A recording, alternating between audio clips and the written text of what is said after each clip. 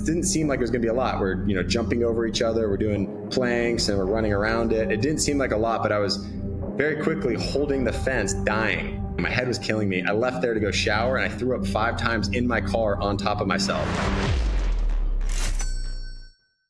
On today's podcast, I am with Alex Smith, the CEO of Spartan Solar. And Alex actually started this company in 2016. After his first year, he scaled it to over $31 million in revenue, which is outstanding. I'm really excited to talk to you, Alex. I've got a lot of questions for you. First of all, who are you and where did you start from, right? Tell us about your story. I mean, I'll give the brief bio and then let me know if you want me to dig in on anything. But I graduated from FSU in 2016 with a triple major in finance, sales, and marketing. That one? Right? Yeah, we got the Seminoles. That's right. That was more of the party school, though. That was more fun. I was in fraternity. I was a bar manager. I had a bunch of positions in the fraternity. So, I got the majors. I got everything else. I got the pieces of paper, but I never leveraged or used those because my first job outside of solar or outside of being a bar manager was getting into the solar industry, which is door-to-door, 1099, no salary, just 100% commission based. So I started there in the beginning of 2017. So it's been a little over 7 years in the industry. And when I just got started, I was just sales rep, trying to figure out what to do, signed a 12-month lease in California, had to borrow $4,000 from my grandma to get out there. Didn't come from money. And so once I got out there, it was really exciting because I had a chance to, I feel like, reinvent myself. I knew getting away from everyone and anything I knew, which was going out to California from Florida, was a good place to separate from all the bad habits, separate from people that might bring me down the path in which I didn't want to continue down on. And so I already knew all that going out there. So I was really excited to have a kind of a rebirth. It was like I got to a high level in the fraternity life and in the social life in school, and I didn't want that to be the peak of my life. So getting out to California, do or die, having a 12-month lease signed without any money and 100% commission based was kind of where I put myself in that position. Then when I got out there, I always like to highlight, I just read Be Obsessed or Be Average by Grant Cardone every single morning because I was sleeping on a little mattress topper on the floor. And right before that, I was on just like a little pool float on my ground, no furniture. So I'd be on the ground every morning at like 4 a.m. and I'd wake up and just read that book and go work a lot more than anyone else. And quickly became a manager, director of sales, was with that company for 2 years, and then went to another company, wanted to find a better place for my people and myself, be around some better leaders, was the director of sales there, grew multiple offices, multiple teams, a lot of production. And then I was with them for 2 years. And then a little over 3 years ago, right in the beginning of 2017, in January is when we were incorporated, started Spartan Solar. Wow, that's awesome. So I was looking at some of your socials before, and it sounded like on something I saw that your dad had a huge impact in your life. Can you tell me a little bit about that? Well, growing up, I was big in sports, baseball, basketball, rugby. I played a ton of sports, and baseball was my biggest passion by far, and did a lot of hitting and pitching lessons. So he spent a lot of time with me and my sister. I have a twin sister. Okay. Taking us to, I didn't really appreciate it as much as I do now because I'm like, how the heck do you have time to do all these things? Because now I realize he'd work all day long. We'd get back from school and then he would get back from work and he would take me and my sister. So have to split ways and take us to all of our practices. He was a lot of times being the assistant coach. And so he was just always there. And so he's always watching, always coaching. So I think growing up, I had this instinct to make him proud, right? Because he's always there on the sidelines. He's always seeing what's happening. And a lot of times he was the assistant coach. Yeah. And so I grew up with that mentality of like, I got to show my dad what I got, because that's what got me excited. That's what got me fired up. And going into the business world for the first time, once I started seeing success, started making money, I was, the first time I had a sale, once I got some money coming in, I'd call him and I'd be like, Dad, you're going to have whatever you want in life. Like, I got you. Everything you did is going to pay off. So I would always call him, and you'd be the first person I'd call, and I'd call my cousin too, because it was just like this motivator for me. It was this inspiration for me. I didn't realize it at the time until afterward, because, after about a year in, my cousin passed away, who's, one of my best friends, 3 years older. We were like the same person, just a different age. So like a lot of his stories were my stories, just different times and different places. And so we related a lot. I was always excited to figure out how to work together one day and do stuff, big stuff together. But he passed away. And then a year later, my dad passed away. And so once both those losses accumulated, all of a sudden I was no longer able to operate. Like I didn't know what I was doing anything for anymore. And it just evaporated out of thin air. Like all my drive, motivation. I never experienced anxiety, never experienced depression before. I just could get out there, rip, go work, go produce, go make things happen, go get better. And then all of a sudden I couldn't do anything. I went back, tried to get into the work world, tried to be the director of sales I was supposed to be, and I just could not get out of bed. I mean, for months, I would not show up to do anything. And it was really, really difficult to dig myself out of that. I sat in that world and in that place for a while. Yeah, that's something that I think a lot of people can't relate to. And the reason I say that is you lost your father and your cousin, and it sounds like maybe your identity a little bit, right? And my two uncles, his two brothers, all within a year and a half, really, like around a year and a half time. Was it from COVID or what was it from? Cousin passed away in a freak hiking accident with his girl.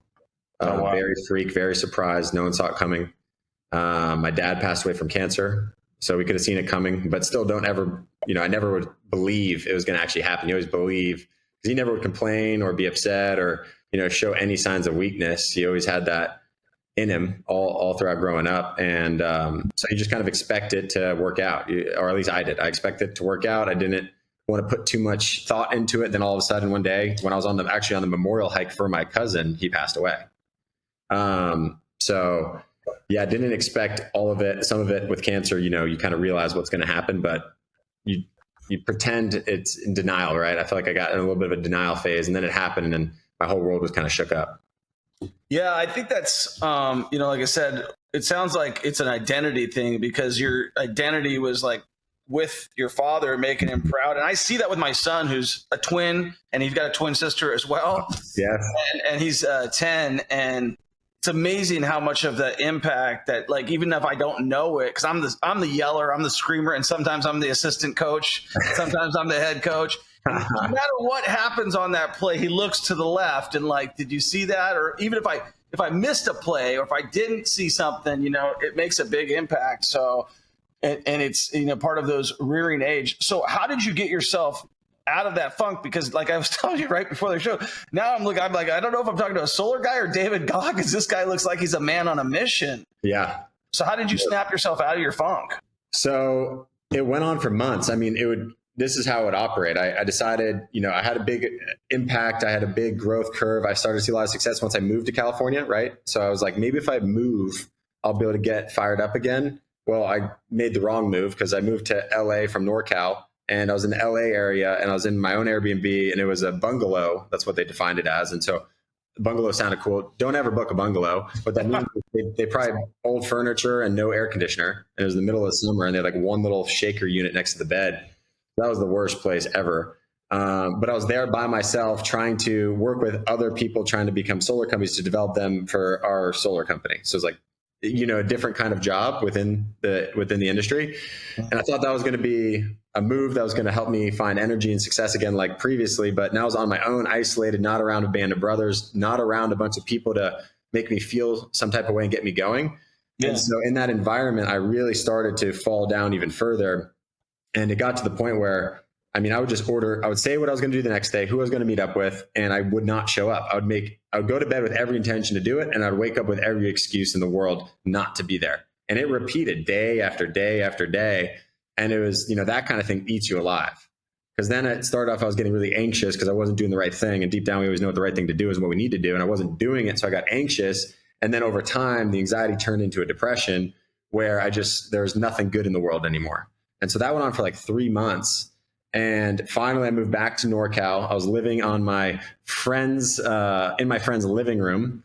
And thankfully, they let me bring my bed in there. Ready for the bungalow. Yeah, I was living in my friend's living room because my first year I made like $150K, right? It was very different, just started, but pretty good out of college. I was like, but I spent a lot of it. I spent all of it. And so I was living in my friend's living room on a bed. And that was my life for the next like month or two. And I was trying to dig myself out, but I wasn't showing up to meetings. I was just so disenfranchised by everything, but I also didn't know anything else, right? This was my baby, my first company. I went from nothing to director of sales. Like I felt like I was on top of the world, and then all of a sudden it was all crashing down. So I ended up getting demoted from director of sales down to sales rep, which is a big demotion, but that they needed to do that, right? I could not pull myself out of it. And obviously it upset me at the time. And then I just had to hit a certain amount of metrics as a sales rep and I was hitting it, but then they still fired me because I wasn't showing up. So I wasn't good for culture. And I totally get that now. But then that was the rocket fuel I needed, because when that happened, I had an enemy. I had someone I could look at and be like, love that. I'm going to fucking take your shit. I'm going to take your shit. I'm going to take the house. Like, you bet against me. You made the wrong decision. Obviously now I'm like, they should have fired me. But then I was like, you're my enemy. And it was interesting because I actually just spoke at that moment, my enemies, he had a solar CEOs event. I spoke there for like 2 hours just ripping. And I literally pointed to him. I was like, he was my enemy at one point in time. And he didn't know he was probably my enemy, but he was. And I was able to use that as my fuel source, my energy, to where I no longer needed someone to call to tell him, what I was doing. And I didn't need that I had this dark energy. I'm coming for you. I'm coming for you. I was playing J. Cole every day. I was playing J. Cole, he's like, bitches be counting me out. I'm loading my clip, right? So in the shower, I play that every single morning, and I'll get out there and I turned it all around, and then, pulled in a bunch of people to this new company, saw a massive uptick in growth, had a ton of success, started making a ton of money. I like tripled my income overnight almost. Much better place for me and my people. So income shot through the roof. And now I was in a different place. Now I had a different fuel source. I had a different energy, and I was finally getting to the next place in my life and out of that dark hole. Yeah, that's an amazing story, and I can relate to it. I think that, like, I don't get my energy from like, hey, good job, way to go. I get my energy from exactly what you described, from people doubting me, from people saying you can't do that, from somebody firing me, from what, maybe like you said, maybe the reason was right, maybe the reason was wrong, but it doesn't matter. You are now, I'm going to take whatever that is that fuels my fire. Like, if I have an enemy, which I always pick a few of them. If I have an enemy, like, I pick a few of them that I could go after, or somebody like that doesn't know that they're my competition. If I can pick them, like, I'm competing. And if I think you're a competitor, and it sounds like by them cutting you from the team, you being a sports guy are like, all right, now I'm paying for the other team and we're going to crush you. Yes. Like Pat Mahomes crushed everybody on his way to the Super Bowl champions, right? Yeah. Including the Dolphins.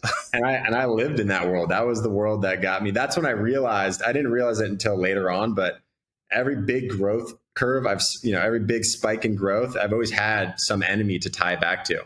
So now that I'm super aware of it, I make sure, because you pass certain people, you pass certain enemies, and even if they're just in your head and you're just trying to compete with them, whatever it may be, you get to a point where they no longer give you fuel or energy. It just doesn't have the same effect anymore, because you're just at a certain point and maybe you got way beyond them. And so now I'm like always aware of that. I always have to have different, like you said, for yourself, I have different enemies there, and I'm not always focused on all of them, but I have one or two I'm like really thinking about on a regular basis.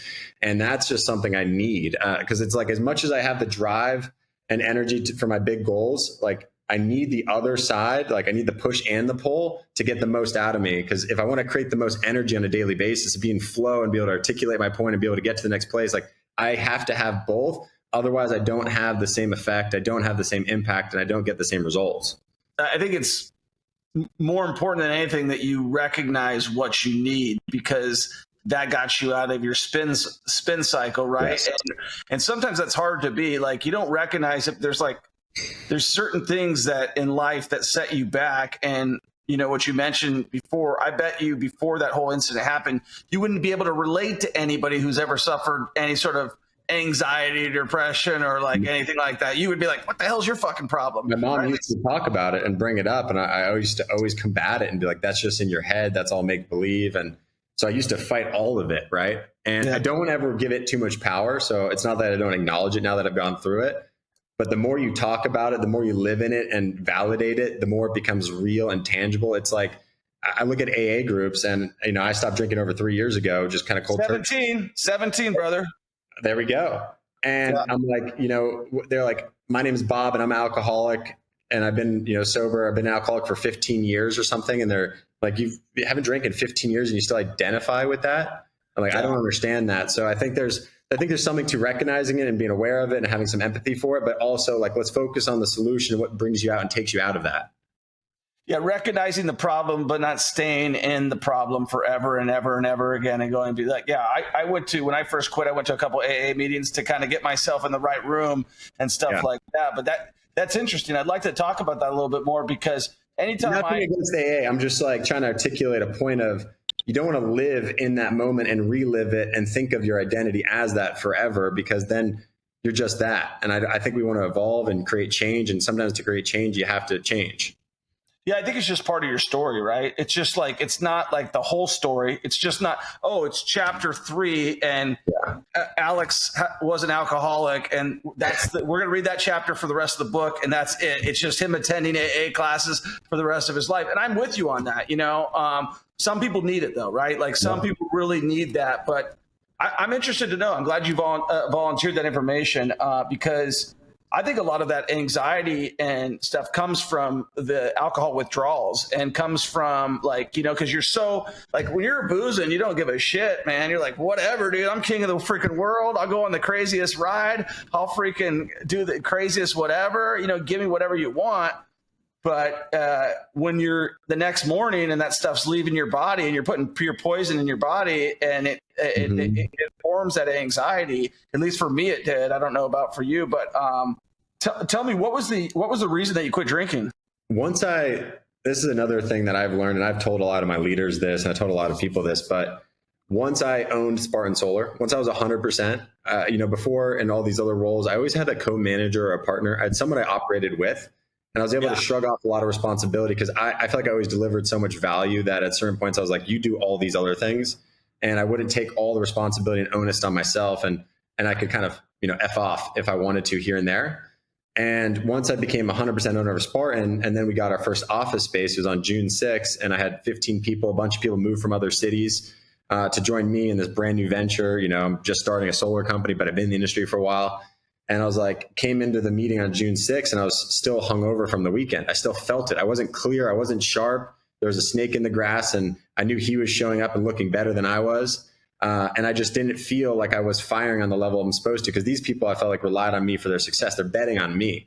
They're trusting me. And so it was at that moment in that office room, I mentally decided, I'm like, that's it. I'm done drinking until I'm either until I'm no longer responsible for other humans, or I don't own a company. If I do any of those things, I just can't drink, right? Because it was just slowing me down. I wasn't showing up as effective as I need to be. And the roller coaster exists a lot more frequently, I realized, because of that. So once I stopped drinking on June 6th, and I never touched it again since, of almost 3 years ago. June 6th coming up will be 3 years. Yeah. It's been so easy to do life. Life has gotten way easier. Business is way easier. I show up. I'm always communicating. I used to, when I would drink, I would drink like once a week or once every other week or twice a week. Like it would just be like a Friday night or a Saturday night. It wasn't anything crazy. I wasn't going home every night drinking. It never was that. Yeah. I wouldn't feel 100% till like Wednesday. Yeah. Right. And so in that period of time leading up there, Sunday, Monday, I had a lot more anxiety. I didn't want to look at my phone. I didn't want to respond to people. I procrastinated things I needed to do, and I made excuses. And once I cut out the drinking, all of that sort of just went away. And it was like way easier to be on my game. And I'm like, now I look at other people, I'm like, dude, I got your number. I got your number. I got your number. I'm going to smoke you because you're celebrating. You're celebrating this way. And the celebrations are trained in our minds to be around the wrong thing. The celebration usually leads to the downfall. And I'm like, I don't want that as my celebration. And so once that all changed, business got way easier. My business tripled in production that next month after stopping drinking. I like literally triple the results, and it felt easier. I believe 100%. I'm living proof exactly of the same thing. Like the minute I quit drinking, everything good happened. Like I was successful by most measures, but they didn't know that I got in a bar fight and got a beer bottle bashed over my head the night before. And I'm showing up to my boss's meeting explaining about a car wreck that didn't really happen. You know what I mean? So I understand it very much firsthand. So that's a very, and I quit at, I don't know, I'm 17 years, about the same age as you. Well, I quit at like 2007.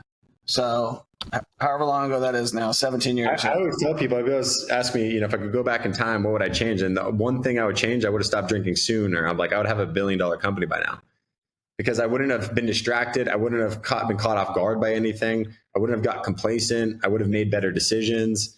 And so that's always been my number one regret, is just I didn't stop sooner, because since stopping, and here's a piece of it that I want to point out, because I think it is important, which is you have upticks and you have a positive swing in the business for me, and fitness and physical, everything when you stop drinking, right? doesn't always happen overnight. So that sometimes people want all of a sudden I'm successful. My business and my career, what I'm in, right, I can create a lot of success quickly by having a big impact and working hard. So in my business, it can show pretty fast. But the big part it really played a role in was flash forward 2 years ago, which was not this past Thanksgiving, but the previous one. So not that long ago. Right. A partner of ours, where we did all of our business through, almost all of our business through, behind the scenes, I didn't know any of this, but they're embezzling money. They're not doing business the right way. And they're the banks fund the money to them. Then they pay me and I pay my people, right? That's how this works.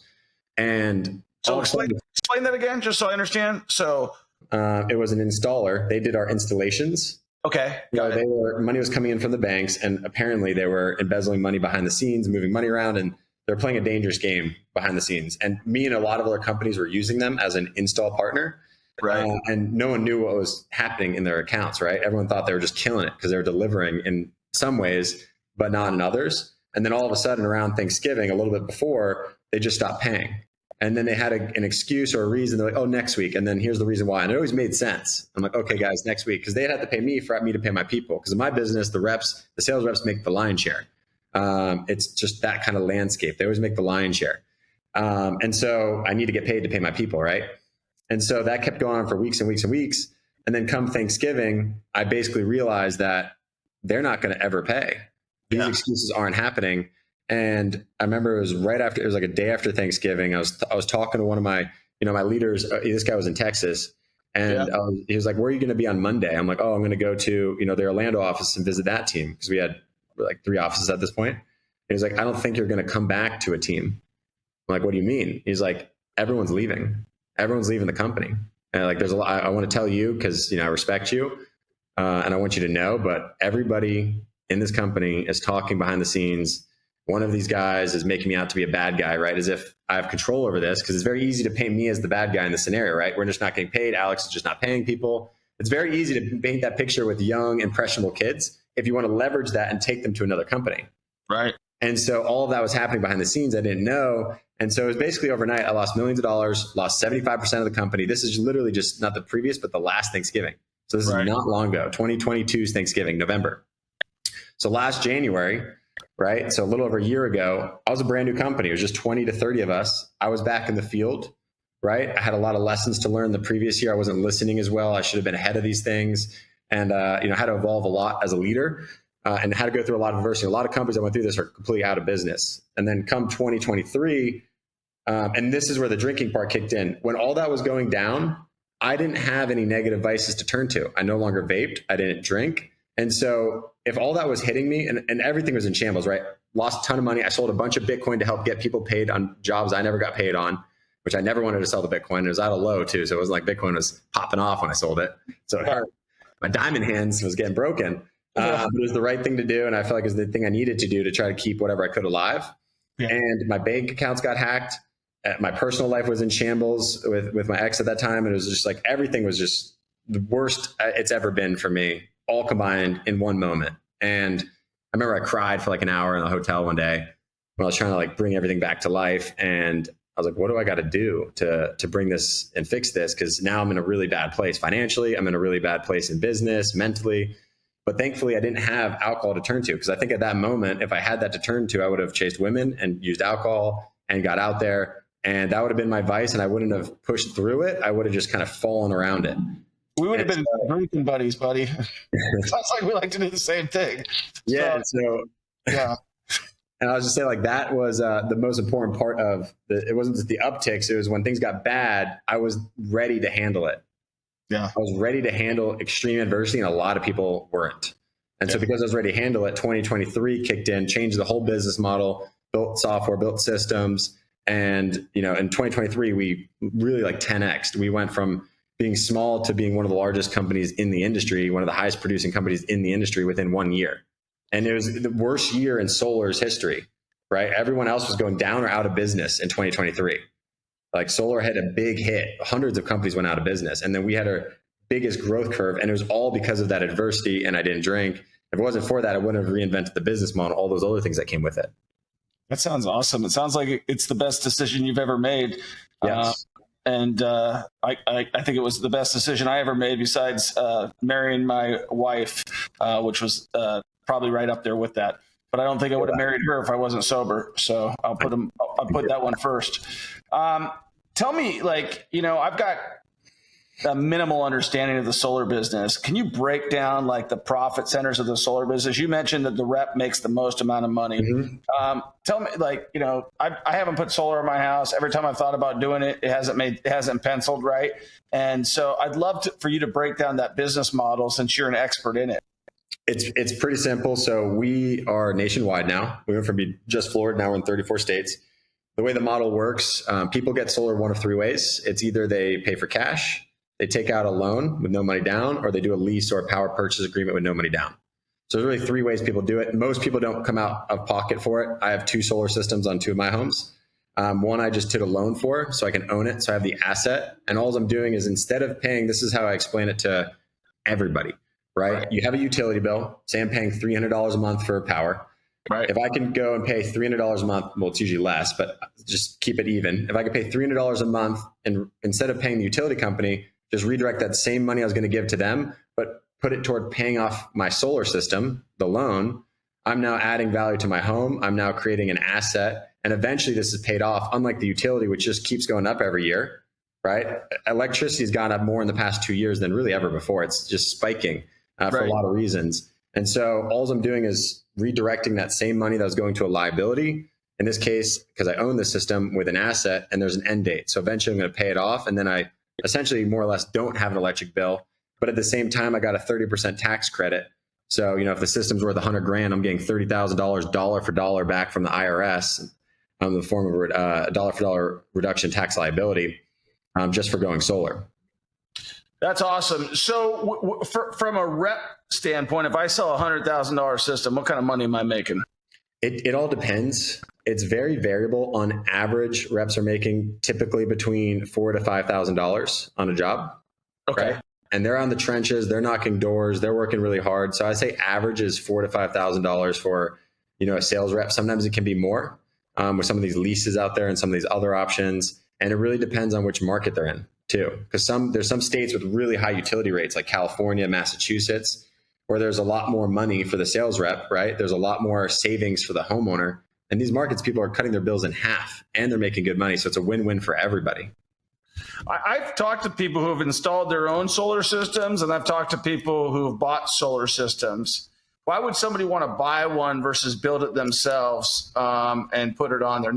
Obviously the technical aspect is one reason, but from a convenience standpoint, if you're coming to my door and I'm like, you know what, I'm a handy guy, I'm an electrician, I'm going to go ahead and wire that sucker up, put the inverter in there and everything like that. Why would I want to go with solar versus all the aggravation of putting it up myself? I would just ask, why haven't you already done it then? Yeah. Because you're working, you're making money, you're living your life. There's a lot of reasons you didn't build your own home by hand too, right? Right. Well, so I did, but not by hand, but yeah, 100%. I'm with you on that. So I usually say that. And at the end of the day, if you want to go put up your own solar system, you're the one responsible for absolutely everything. We uphold 25-year warranties across the board, workmanship on your roof. We take on all the liability to make sure this system does what it's supposed to, and your home's always taken care of. Now, you could take care of that all yourself, but in the long run, oftentimes it'll end up costing you a lot more. But if you can put that all it's on our onus, it's our burden to bear. That's our liability to make sure, even if you own it, that we have the 25-year workmanship, roof warranty, everything. So most people do it for peace of mind, I would say. Yeah. There's not too many. Every once in a while you get someone that asks you, hey, I'm just going to go do it myself. I'm like, go ahead. You know what I mean? Yeah. But you just haven't done it yet. So you're probably never going to do it. The reality is the reality. And if right now you can grab this thing you're never going to do and just replace it with a lower payment and you own it, didn't that make more sense than doing nothing at all? Yeah, 100%. And I'm just curious about, door-to-door sales. And when solar first rolled out, I believe Las Vegas was one of the first. I was living in Las Vegas at the time. I'm now in Kansas City, but we got really hit with a lot of sales reps out there. I believe it was one of the first markets, Solar City, which I don't hear their name too much anymore. That's one of Elon Musk's companies. His cousin, he basically tempted his cousin to start that. He wanted it to be a product company like all of Elon's companies. but he made it a sales company. And Elon does not like door to door. Elon does not like sales. He's just a product guy, right? That's why he doesn't have dealerships. So he does these big floor models. So it just didn't fit into Elon's vision, but it's still his cousin's company, but it fit into the vision of a renewable future, right? Creating alternative energy and reducing carbon footprint. So it fit into a lot of his molds. So once they reported $900 million in losses, Elon came in and bought the company for a little bit too much to get his company, his family paid out, to take care of them, to bring it into their business model. And they cut down and cut off all of door to door. So all of door to door ended, and they just assumed that they can just run the solar sales out of their dealerships, right? People will go buy a car, or their little shops. People go buy a car online from them. People can go buy a car at one of their, little, what are those called? Offices, basically, right? Just little pop-up shops with one car in there. And then they would probably buy solar too. So he went with that playbook. And so they went from having a huge majority of market share to almost none right now. Like Tesla has very little. They're not even a competitor. We don't even talk about them in the solar space. Yeah, they used to be the biggest. They took over. Like a lot of people came from there that have started some big things today. Did you ever want to invest in real estate? Did you ever want to live the life of your dreams? Did you want financial freedom? Did you want to break the generational curse? Did you want to help your parents out? Did you want to help your mom out? Maybe you work for a job that you don't like. They say there's only one reason to work a job, and that's to learn, right? If you're not learning at your job, you're just going through the motions, right? We have a free Facebook group, the Millionaire Mentorship Facebook group for real estate investing. Make sure you join. The link is in the description. If you want to schedule a free call with me and my team and you actually want to start, I would suggest you do so. We have helped hundreds of people change their lives, and all they had to do was get started. They booked a call with me and my team, and they got the ball rolling. And I'm so confident that if you don't get your first or next investment property within the first 90 days, you don't pay, and I'll give you $1,000 cash. That's how confident I am. Obviously, you got to take action. You can't just do nothing and expect that to happen, but that's life. Life's all about taking action. Make sure you give this podcast a 5-star review, share it with a friend, and take action. And so right now, Alex, are you in Miami? Are you in Florida? Yep, I'm in Brickell, Miami. Ooh, I know Brickell, Miami. I know it very well. Actually, one of my heroes and my mentors lives in Brickell, Miami. He's building one of the biggest things in Brickell, Miami. You might heard of him. He owns the Miami Dolphins, Stephen Ross. He also, he's building he just moved from New York. He's a big New York guy. University of Michigan, built Hudson Yards in New York, owns over 200,000 affordable housing. He lives in Brickell. And I actually had an office in Miami, Alex, during you were a pup then. You would have been 16 years old or 14 years old when I had my office in Miami Lakes. Okay. Back during the foreclosure crisis of 2008, 9, 10, 11, and 12. And wow. So in Miami, you could buy houses for $20,000 back then in the hood. So yeah, it's getting crazy over here. They're popping up buildings left and right. New everything's building and growing so fast here, and it seems like there's always going to be demand for it. So let's talk about your health, because if he's covered down, but if you go to his Instagram page, I'm like I said, is this David Goggins or is this a Dorna? So it looks like you've got a girlfriend or a fiance or something. Yeah, girlfriend, soon to be wife. She's right over there. I'm looking at her right now. Okay, yeah. If you need a good jeweler, I'll send you. I got a great guy. But one of the things, it looks like you guys are very in a good relationship where you guys are both pushing each other, and that's to me that's key. My wife, big runner, right? I think I'd be 300 pounds if I didn't have my wife. 300 pounds, because she gets me out of bed, she pushes me, and I think that's so key to surround yourself, especially as a man. I don't know if a lot of people understand this, but you're never going to be ultra successful unless you're surrounded by a good woman, in my opinion. Right. Yeah. So where did this health journey come in? So the health side of it, I started working out in high school. I used to be a string bean. I used to be made fun of by my friends and family for my bones sticking out, and you could see my ribs. And I was not what I am today. People think I was always bigger. I was not at all. I was 140 pounds going into junior year, soaking wet. So I was skinny, and I was getting taller, and so I was getting lanky. And then I started going to the gym, started to realize that I gained a lot of confidence through that, started to feel good, started to see the body evolve, and I got hooked on it and kept that for a while. And over time, I'm just happy I started then, because it has become a huge pillar in my life. Because when things are going good, when things are going bad, I have something I can expel energy in, right? And I could come out after a really hard workout and I could feel a lot better. I can go into the day with more energy, because energy creates energy. If you don't use it, you lose it. And so if I can just manage to create some movement and some blood flow every single morning, I usually have a better day. And so that's been a big tool for me throughout my life. And now it's one of those things where I'm trying to see how far I can take it, right? I want people to not know what I do. I want people to think I'm a bodybuilder. I want them to think I'm a trainer. I want them to think all these things, right? I think it's fun to confuse people, because I want to have it all. I want to show people that you can be in incredible shape. You can really live a good life, like physically and mentally, by eating right and eating good. And I eat a lot of dirt and cheat meals. Like I play that game. I love that stuff. We love going to North Italia and killing pasta and Cold Stones right after.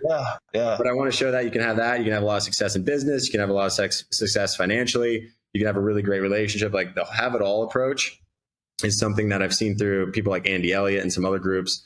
And I'm just really attracted to showing and being the example of it all. And so now I'm just in pursuit of like physical excellence. I'm in pursuit of business excellence. So I want to get each piece of it. And the physical side just fuels the business side. So they all work hand in hand. It's like, a cascade effect. Once I have more success here, I get more success there. Yeah. Explain that a little bit. Like, why do you think that? For me, when I get in the gym and have a good workout, when I'm physical in the morning, when I get that blood flow, I always perform at a higher level. I have more energy all day long, because I oftentimes will be sitting in this chair from 9 or 10 a.m. till 8 or 9 p.m. every single day. Right. You got to get it out. So I got to get it out. I got to get a movement, because otherwise I have to live off of caffeine, because you got to get the energy somehow. And the caffeine approach creates the anxiety eventually. And so I don't want to live on caffeine. I'll have my coffee in the morning, but that's about it. I used to have a lot more. Right. And then once I adopted this approach and use that as my fuel source and my energy, my day just goes significantly better. And all the hard things that pop up don't feel quite as hard after pushing really hard in the morning. It just, everything kind of takes less of a toll on me. So let's go through that program of yours. So like, what's a typical program? Like you said, you allow yourself some cheat meals and some good times and stuff like that. But like, what's a typical day for you when you're running things 100% correctly? Like wake up what time, go to the gym. How does that look? Okay. Current setup right now today. I have an oh shit alarm at 7 a.m. So that just means if I get up at 7, I'll have time to do the gym and everything else I want, and I'll lead into a good productive work day. So that's like what I call my oh shit alarm. Usually I'm up well before that. Lately I've been waking up at like 5:45, 6 a.m. and I start sooner. But my oh shit alarm's there. So no matter what, I'll make it to the gym by around 7:30, 7:45 the latest. Mm-hmm. Now I used to have a lot longer of a day in the gym, but now I've kind of cut down, because I don't want it to be, I want to be able to put maximum intensity in what I do when I'm there. Yeah. And so when I go there, the first thing I'll do is I'll run a mile. Okay. And that's to get the blood flow, the oxygen, because you start breathing heavy. It's just highly effective at waking you up. It's like I don't take any caffeine before the gym. And that's my tool, a lot of water and a run for a mile. Then I go into my lift. And so I just do one muscle group a day now. It's like chest, back, shoulders, legs, arms. And then every Sunday, I run a Murph. I do a Murph every single Sunday. I never miss. What's a Murph? So a Murph is it's a test. It's a physical man test. Or a woman test. But it's really, I want to be a capable human at all times. I want to not just have the muscles, but be physically capable. Like I can run up a dune in a dead sprint and smoke anybody. I want that kind of capability. You want to be a Marine. Yes, exactly. I want that. I want to know that in my head that that's all there. I like that. Before, when I just worked out and just did weights, like I got exposed a couple of times. Like Andy Elliott, for example, came to Orlando. He was with me and my team, and he put us through a pavement workout on the concrete. There's like 70 of us. And I'm with all my people, right? This was a little while ago, last July. I'm with all my people, and it didn't seem like it was going to be a lot. We're jumping over each other, we're doing planks, and we're running around it. It didn't seem like a lot, but I was very quickly holding the fence, dying, and I was like looking like that in front of all my people. And even though I looked like I was in good shape, right? I was pretty big, pretty strong.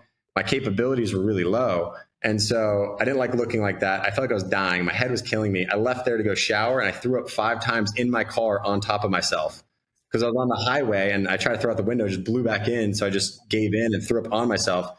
And that woke me up, where I was like, that's it. I'm done being just, aesthetic, bigger. inflamed. I'm done with that. I'm going to make sure I hit on all angles. And so then I adopted very quickly after adding in the Murph every Sunday, which the Murph's a timed event, to answer your question. So you start the time, you run a mile as fast as you can.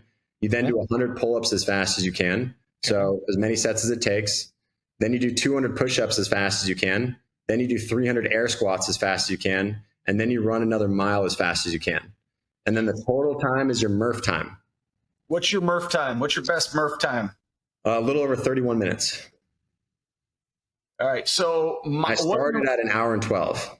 What are you running a mile in right now? Usually I'll hit it about a 6:30. Fucking cruising, dude. 6 minutes to 6:30 is my, usual mile. Yeah. Are you doing any 5Ks? No. Oh, you need to murder some 5Ks, dude. That like the way you're at right now. I love the Murph. I love the fact I have a secret in my head I want to share with you. Okay. Is Andy Elliott right now the one you're coming for? Because I feel like the fact that he exposed you that previous conversation, he might be on your shoulder. You know what I'm saying? Yeah. But which is a good thing, in my opinion. No, he's been a good mentor, a good friend. We're brothers. We've done some stuff in business together. He's showed me more so like what it looks like to work really hard. Like I've witnessed it. I'd spend like a week out of a month with him pretty often. And so in that time I would spend with him, I don't do it anymore, but in that time I was spending with him, I would watch how he operates with his family, with his sales team, with his operations team, with other clients. And he just runs at a pace I've never seen anybody run at. It's not just what you see online. It's the real deal. His communication skills is through the roof. Like you see some stuff on Instagram that gets people triggered and gets attention, right? But in real life, it's even better. Like he's even more dialed. He works even harder. So I don't even look at it as like the enemy. It's more so like, wow, like that's what it looks like to run 100%. I've never seen it before. I thought I've seen it before. I thought I've done it before. I haven't. I witnessed him get a surgery in his groin area and have this nasty bump. Something was taken out of there and it's just gnarly, really gnarly looking, just got out. And then he goes, I have to go do a training program for this group that paid me good money and I stick to my commitments. And he was then like the very next day or a day after standing for 12 hours straight, recording training content for, some company. And so he inspired you.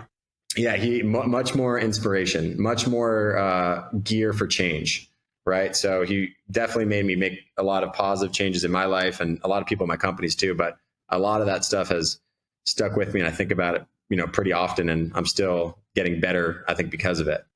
I like to hear that. I haven't met Andy personally. I know we have a lot of the same friends, and I know I like the stuff he puts out on content. But to know that I like it when there's a couple guys like that. I'll drop one name. A buddy of mine, Ryan Pineda. I met him when he was over there at Andy's place. Yeah. So he's always speaking highly about Andy and stuff. And whenever I'm with Ryan, I feel like I'm usually the guy pushing the pace, like maybe not athletic wise. I mean, the guys are going to beat me on that, but like in business, when feel like I'm getting circles run around, it makes me work a lot harder. And it sounds like Andy Elliott did that for you. Absolutely.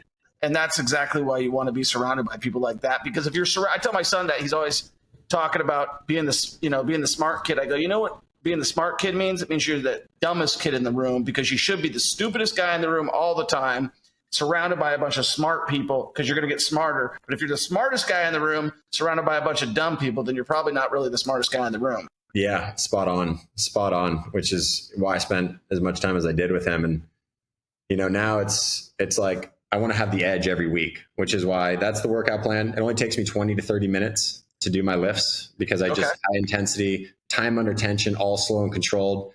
I didn't used to work out that way until I met Aaron Williamson, which is Andy's trainer. Right. Aaron trained The Rock, Zac Efron, Jamie Foxx. So I hired him as well. So he was training me virtually, but sometimes in person. And I switched everything to time under tension. So slow, controlled, squeeze, like really just intentional lifts. And that shift has made a massive impact on my body. And I also don't get the injuries I used to have because you can't go as heavy. You're controlling it, you're feeling it, and it's just a deeper intensity. And it's like kind of almost like you want to scream or laugh. It's so painful sometimes. Right. And in that 20 to 30 minutes, that's all I need to crush chest. That's all I need to crush. I used to take way longer in the gym, and now it's condensed to that amount of time. And so there's really no excuse for me not to go do it. And then Sunday, the Murph, And Saturdays, oftentimes I'll do something physical, but Sunday, the Murph, it's like, that's the last thing you want to do on a Sunday. Yeah, I was just saying. Yeah, that's like, you wake up on a Sunday and it's just like, fuck, I got to go do this thing. But so it's your commitment every Sunday. It's my commitment every Sunday. I log all my times. So I keep track of absolutely everything, where I was at, what I was feeling, what my time was. And doing that every Sunday, the reason I do it, and a lot of people in my company do it now too. And the reason I do it every Sunday is because it forces me to be super accountable on Saturday to make sure that, I need to be in a place where I can do it. So not that I go out or party, I don't do any of that stuff, but it forces me to kind of just go to bed at a reasonable hour on Saturday too, which oftentimes there's not as much of a reason for it. Besides that the UFC's on, I'm going to be up late for that. Who's your favorite fighter? Right now I would have to say I really like, I like Sugar Sean a lot. And I like Alex Pereira. Yeah. I think he's like a tribal warrior of some sort. Like it looks like he's built and born at a different time and he's just an ancient. You look warrior. like you could be in the UFC, bro. You ever think about that? That's, I just want people to think I could be there. I think you could. It's funny, in Las Vegas, there's a guy, that's where all the UFC goes down. I lived there for 15 years. There was a guy, our actually Secretary of State, Ross Miller, who went and fought in the octagon. Like he was a Secretary of State who was a badass. He fought in it, man. Dude, that's gangster. Yeah. I mean, like he's a public official and he's in there tussling it up. So I liked it. I think maybe get in there with Elliot, man. That'd be a good view. Right. So you said unless there's a UFC, you're going to bed early on Saturday, and I cut you off. I'm sorry about that. Yeah, no, you're good. So yeah, just the Murph, and it's for my guys too, right? It's the idea of like a lot of them still can go out and drink and do those things, but if they have something in their head that they have to do a Sunday that sucks, that's really hard, like you don't want to be in bad shape for it. They want to be as in good shape mentally and physically to tackle the mission. And so come Sunday, once I do that, like whatever, because Sundays used to be a little more lethargic, a little slower, and I'm a go guy. And if I don't have that, I get anxious in dull time. I just get like this feeling and I just start to make up scenarios in my head. I just get in my head sometimes when I have that idle time. Yeah. And so Sundays used to have a lot of that. And then once I started doing the Murph on Sunday, I didn't originally think it was going to be an every Sunday thing. But once I started doing that, once I got out of it, like the feeling I have, because that's so intense when you're really pushing yourself, the feeling I have is like bliss, peace. Like I have an edge on everybody else in the world right now because I'm doing something no one else wants to do today. And then all of the rest of the day, Sunday, I just feel in this like, I'm like ready to tackle Monday. And then I start to get more productive. I start to, take time to really plan out my week because I started with something really hard, productive that put me in a good state. And then I could work on my strategy for the week. There's that saying of like state, story, strategy. You get yourself in the right state, you start telling yourself the right story, right? Because I build confidence, I can tackle anything. And then you could execute on strategy a lot more effectively. And so then I'm able to get deep into the weeds on things, get prepared for the week. And then I'm excited to run 1,000,000 miles an hour on a Monday. Usually I'll eat healthier throughout the Sunday too because of that, Murph, right? It just kind of propagates a healthier day, or I won't really eat until dinner maybe. Yeah. But then Monday, I just hit the ground running, I think a lot harder because Sunday was intense and it was so hard. And I got a lot of the planning and the strategy out of the way. So Alex, you're a hard charger. What do you do for like enjoyment time? Like, are you a traveler? Or how do you unwind? I get anxious when I travel, but I'm traveling a lot more this year because of my girl. So she has all these company trips. She's a partner in her life insurance company, so she's super successful over there, and they have a lot of trips. Like we have Ireland and Dublin coming up. We were just in Hawaii. We have Italy coming up. Like all these things. And I never used to have any of these things on my calendar, but now they're all on my calendar. So I have to adjust to traveling. My main way of escaping mentally at the end of the night or end of the day, and what I do for fun is my workout, of course. I work, and then I like to watch Netflix and Amazon. Like straight up, like I'm with you, bro. I felt guilty about it. I was like, man, I'm not being productive. It's 9 p.m. I just got done working. I should be learning. I should be educating. I should be, self-improving. And I felt, I used to get so mentally conflicted about like this decision. But, for me and her at the end of the night, she's worked hard. I worked hard. We both don't need to talk about our days and go into crazy depth. We'd rather just enjoy each other's company, watch something, connect that way. And so it works really good for the relationship. It works really good for me and getting out of my head so I can, that's my escape in a way. Yeah. And I used to feel like almost like guilty about it. And it wasn't until I saw Hormozi talk about it. And Hormozi was like, he just brought up the point. He works out, he works, and then he'll binge. TV and Netflix and Amazon. And he's like, why is this bad? Why, once I pass a point where I'm no longer productive, my, units of production per time goes way down because he's worked too hard. Why is the society telling me that it's not good for me to go watch, Netflix or watch Amazon? Like, that's everybody else. He just brought up this idea and concept around it. And I was like, oh, so, as long as I'm doing it in a way where it doesn't impact my work or anything, once it gets 9 p.m., I've worked all day long and my units of production are down, I'm out, it's been a long day. It's not a bad thing to have that as escape. So that's just turned into my escape. And that kind of helped me, accept it as what I'd like to do at the end of the night. And that's really about it. I enjoy the travel. I enjoy the trips. Yeah. But that's not how my perfect day doesn't necessarily involve a trip.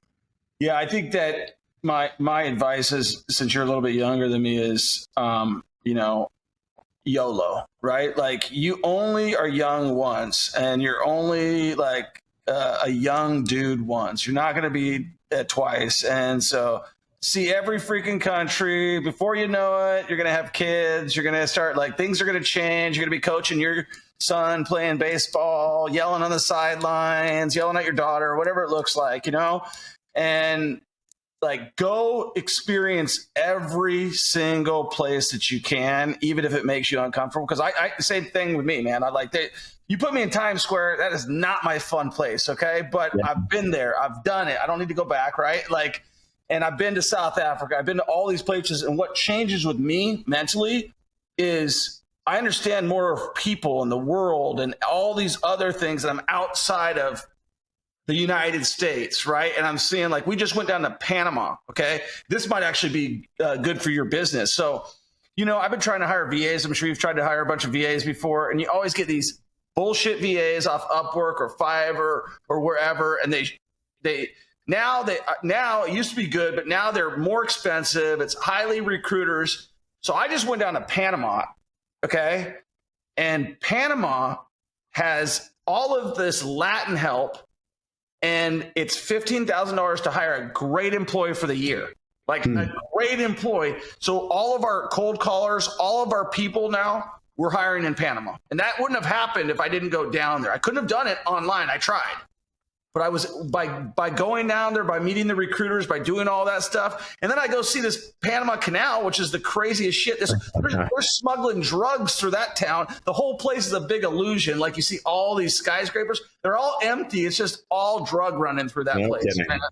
Yeah, it's just, you just see a lot of the world that you would never see before. So my advice is, take your girlfriend's hand and just go on those trips, because you're going to see so much of the world. And then when you get a little bit older, your time just evaporates, because the minute you have kids and start a family, it's just like all that extra time you had, it's no longer.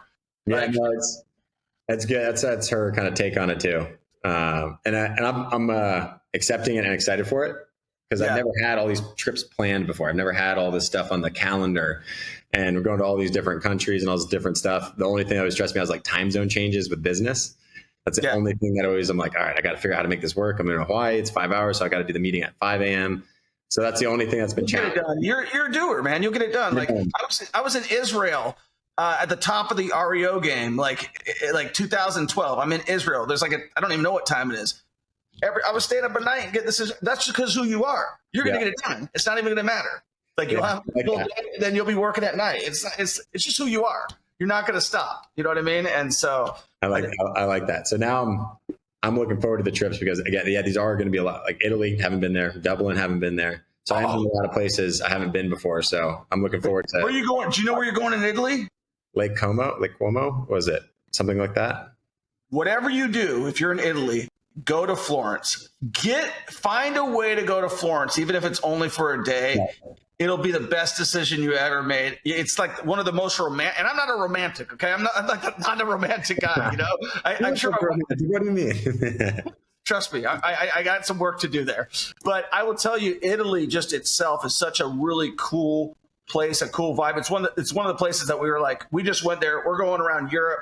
I'm taking my whole family around Europe for the second time. And it's just one of those things that, like, that's why you work so hard when you're young, like you are grinding right now, just so that when you're a little bit older, you can, like, hey, let's go and freaking show the whole family this stuff, right? Yeah. No, I want to share. It makes it And also before, and when you said that, it just reminded me of this, when it's just me traveling and I'm just going with my buddies and some friends and stuff, I never felt like I was like sharing a unique, because a lot of them still like to do other things I don't really participate in. Yeah. So not all of them, but it was, when I can share the experience with someone that means a lot to me, it's way more exciting for me, because that's where I get the enjoyment and fulfillment from. It's not me traveling like by myself and experiencing these new things by myself. I don't really get anything from that, no matter what anyone says. But when I'm with someone that means something to me, like then I'm excited for the travel, because I'm like, this is the cool thing we share together.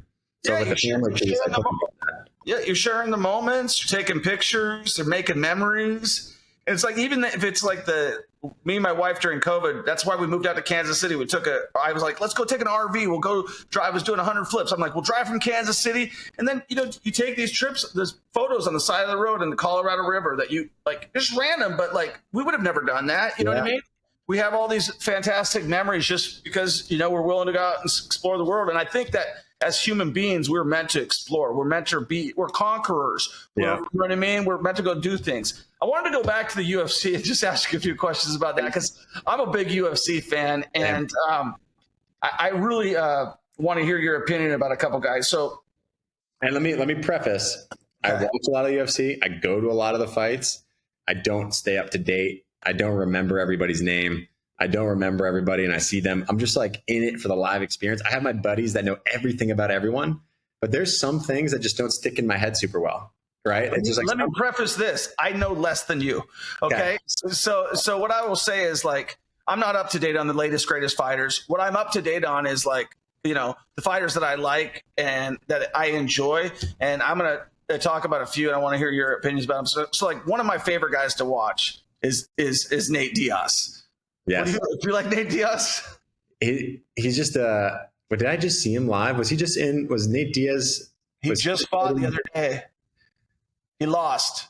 Nate Diaz. Yeah. He slurs his words a lot. Right. Yeah. And I just think he's a character. It's like this wobbly. He doesn't look like he's ever going to execute or perform.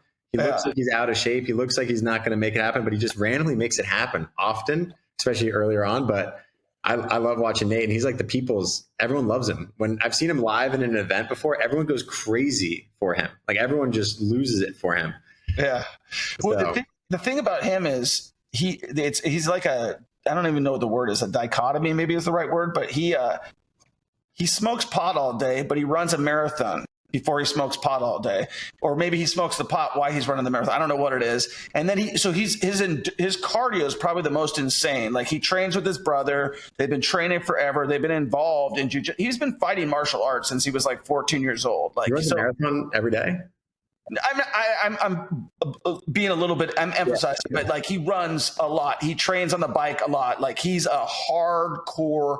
His endurance is probably top tier in the UFC. Probably doesn't look like it, which is the part that disarms people, I think. Yeah, he looks like the skinny fat white guy. You know what I mean? Like, he doesn't look like, and when he gets hit, he that wakes him up. It's like, oh, there's a fight. And the other guy I like to watch, because my social feeds me what I want, so I'm watching Daniel Cormier versus John Jones. That's one of the ones I like. Although I think that John Jones has really like disappointed him. Like, he has just like stepped out from being like the greatest fighter ever to being kind of like I'm coming back, baby. Yeah, I mean, he had that one return fight, and he dismantled what was his name? Another great fighter that really took down a lot of people. He had the tattoos down his spine. When John Jones came back more recently, I remember. I can't remember. Like I said, I'm not good with the names either. He just got on top of him and dismantled him, and then we haven't seen anything since then. Yeah. So who do you like to watch? So I love Alex Pereira, because I love that story with him versus Stylebender, Israel Adesanya. I don't know the story at all. Oh, I don't know the story. So a long time ago, they fought. They were both kickboxers, and they fought, and Alex Pereira beat Stylebender 2 times. 2 times he beat him. Both times he fought him, he beat him in kickboxing. So that was a while ago. Then Stylebender, Israel Adesanya, goes into the UFC, quickly climbs the ranks, becomes world champion, then defends his belt multiple times. He has the spotlight on him to the highest degree. And some people commented on the fact that there's videos of him being beat in kickboxing forever ago against Alex Pereira. And there's an interview where I don't remember exactly what he said, but he basically tried him. He was like, no one even knows who that guy is. And that guy is done. Like, he just tried him and probably never thought that Alex Pereira would see that. And he saw that and watched that. And he decided to go into the UFC, never fought in mixed martial arts before. He decided to charge headfirst into the UFC, wins his first 4 or 5 fights by just destroyed these people, and goes straight for the belt and beats him in the last round. So 6 fights or something into the UFC, he's like this dark cloud looming over. That's how I imagine this dark cloud looming over him. He's like, oh shoot, he's now in the UFC. Oh shoot, he's about to fight me. No, I'm different now. This is not going to happen. And he freaking takes his belt from him, all because he said that stuff in an interview. Yeah. And then he lost to him, and then he beat him on the second match. So now he holds the belt. And you identify with that because he's got that chip too. That chip and the way he actually did it. He said he was going to do it. He just charged ahead and made it happen in record-breaking time. So you like the competitiveness of the USC, and that's where you kind of and the fighting. Does any part of you want to get in there at any point in time? Not really. Okay. But those injuries, there's some gnarly injuries. Yeah, you see some busted up legs. You know what I mean? And like when who's the old school guy that the Spider that dominated everybody when he threw that kick that one time and his legs. Yeah, it's like. Oh. Yeah, you see that stuff and you're like, I don't even know how your body recovers. You know what I mean? It's like, that looks like that's a game. That's, you're out. So I was, when UFC first started, I was in high school.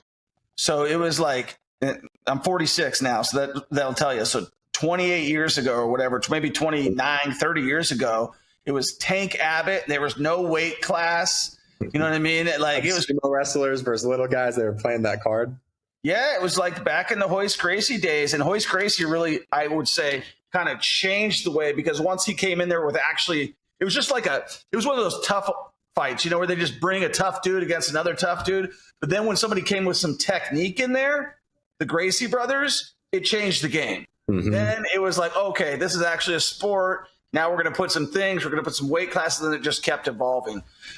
I want to get back onto your story, Alex, to kind of wrap things up. So what is next for you with the solar business, with your life, and where do you see things going? So my main focus and all I think about every day is just owning this industry. I want to be number one in the industry. I want to be the top dog. I want to create the best software, the best system. I want to build the best machine for everybody inside of it. That's for the customers. That's for the sales reps. I want to create that environment and build something that's super scalable. We build a lot of software and tech and put it together in an elegant way where we can attract all the top talent. We bring in a lot of new teams every week, but I really want to just be the leading force of creating the golden standard for integrity, for ethics through systems and software, right? To create the guardrails in place.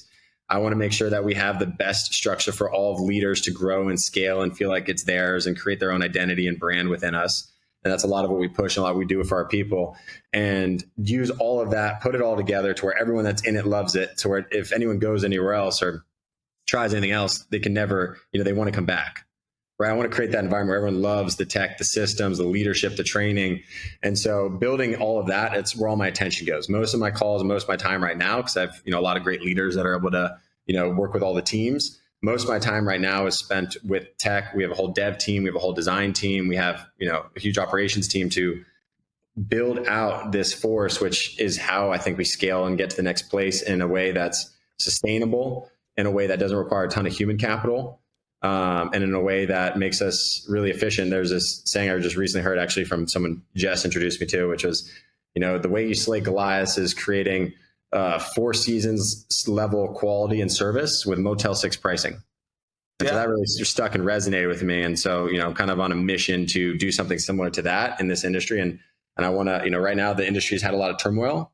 And so I want to create the best mechanism machine to bring everybody in, bring the best leadership in, and make it a company built for us, not me, where everyone wins and a lot of the top leaders participate in the upside of the company. So all my focus is on that. I want to be the top dog. I want to have the biggest and baddest company. I want to do it the right way. And so I really don't know what else will satisfy me besides knowing that I've achieved that. That's awesome. I hope you achieve it, and it sounds like you're going to. Do you, when you say you have a dev team and getting into the software aspect of things, are you using like a go high level, or are you trying to build your own type All of from scratch. All from why? Core It's so scratch. hard. It's so hard. Yeah, but nobody can copy it. No one can duplicate it, and everyone's going to want it. This software is going to be, and it is already, it's already live, but it's just getting better by the day. It's an extremely valuable piece of technology that no one's really built in the industry. That when for example, you're not in the industry, but when I show it to people that have been in the industry, they're mind blown every single time. So what does it do? Just give me an example of like, if I'm in the industry, you're showing it to me. Why would my mind be blown? So when you log into it, the transparency and visibility is at a level that most companies don't have. A lot of companies still send payroll through, QuickBooks. They send payroll through Google Sheets, through email. Like we created a whole banking app where they can literally see all the money in their pipeline, all the money they've been paid, all the breakdowns in a very elegant, sophisticated way. Leaders can see how all their people are being paid so they can make sure their people are being taken care of and they know where they stand. They're able to go in there and they have full autonomy and control. I love giving autonomy because I'm a leader that likes autonomy too. And they can set all the parameters for their teams. They're basically building a business within my business. And so the whole system and software allows them in an elegant, sophisticated way to build their own company, to build their own, we call them divisions, right? To build their own division and do it in a way that they can promote, hire, fire. They control everything within our guardrails. And so to be able to give people that and the visibility of all their projects across all these different installers and platforms all in one place. And we have our own university platform we built in there. We have a lot of things that we have, leaderboards. We have a lot of things that probably won't make sense to people that aren't in the industry. But when you put it all together, it's just like one place to get access to absolutely everything you can need. And in the solar industry, it's very difficult to do. And to automate payroll at scale is very difficult with how the commission structures work. It's all pretty complicated. And that's something that it does behind the scenes too. It's like mission control. That's awesome. Is there any like sort of MLM strategy or affiliate strategy to that? Yeah, that not yet. But I was talking with Brad Lee and Andy, and I just had him on my podcast right before you. Oh, no kidding. Yeah. Yeah, I was talking to him and I was like, we want to create an affiliate program. I wanted to do something. And so we built it out and we have to build the next layer to it, which is when people send anyone to Spartan, we want them to be tagged to that person.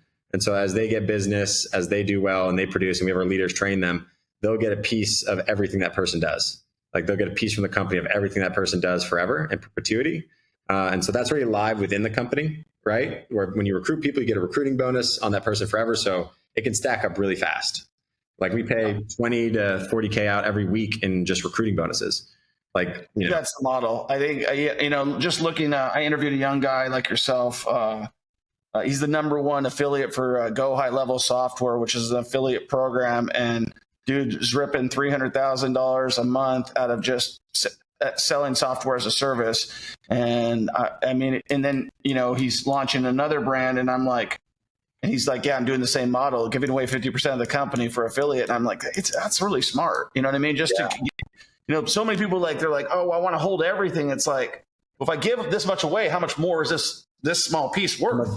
Exactly. That's the direction I want to head with that. Got to build out some of the portals because I want people to have a scoreboard. I want people, not in the company to be able to see everything they've done, everyone they've brought in. And creating that scoreboard, I think is, any video game without a scoreboard is pretty boring, right? So I want to make sure that that's an element that gets built. So I'd say in the next month or two, that's going to be live. We have some other priorities right now within the business on the tech side. But then once these go live, that'll probably be one of the next pieces because I imagine if I get that in enough hands and they have a chance to help people change their life and they could financially benefit, it'll be attractive. Now, if somebody's listening right now and they're like, man, I really like what Alex has to say. I really like Alex's culture. I really like what his mission statement, and they're trying to work and they're trying to get with you. What could they do to basically get a hold of you and say, and what kind of income could they make, in the solar industry working for you? I'm sure you're always looking for badass sales reps, right? Yeah, always looking for people as just like any industry, right? You want people that are coachable, people that have good work ethic, people that want to show up, people that want to do the right thing. And you never have, I always believe we have yet to find our best leaders. So I always believe we're still in the hunt for our best people. That's been evident over time that new people emerge and take things by hand and take things by storm. But the best place to find me would be Alex H. Smith on Instagram.